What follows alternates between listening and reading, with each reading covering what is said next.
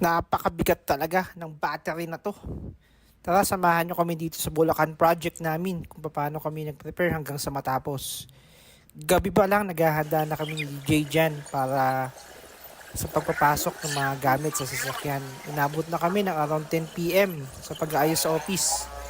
Maaga kasing aalis bukas para magandang flow ng traffic. Ayan, no. So, dire-diretso tayo. Biyahe natin, SLEX to NLEX, ayos. Nadaanan pa natin yung Philippine Arena. On the way nga pala, nasiraan tayo ng gulong. Okay lang yan, kasama yan sa journey. San Miguel Bulacan pala yung install natin.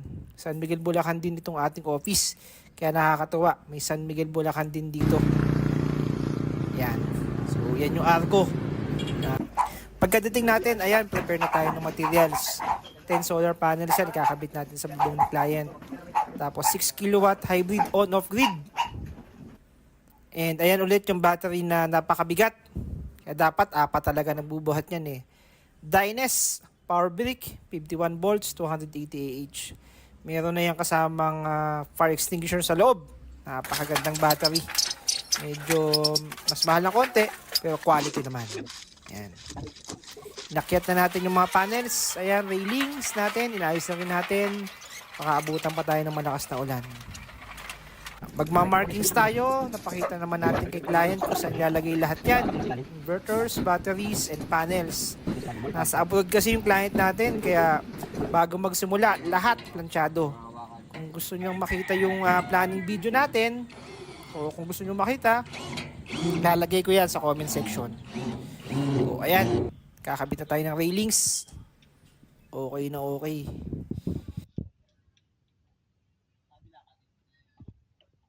We're installing 6 kilowatt hybrid on-off grid here in our client. Ayan, napa-English tuloy ako. So, nakakailang install na tayo dyan sa mga client natin. Salamat po sa mga clients namin. Ayan.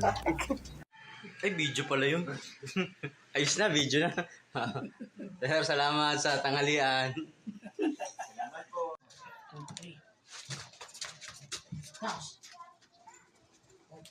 Tayo ng client natin dito ng lunch. Sobrang sarap. Tsaka sobrang bait nitong client natin na to. Ayos na ayos. Thank you po, ma'am and sir. Ayan, tapos na tayo sa bubong. Ito yung final setup natin. Ayos na ayos. Tinaliwanag na din natin kay client paano yung online monitoring, ano yung mga gagawin. So gumawa na rin tayo ng GC para kung may mga katanungan sila, message lang.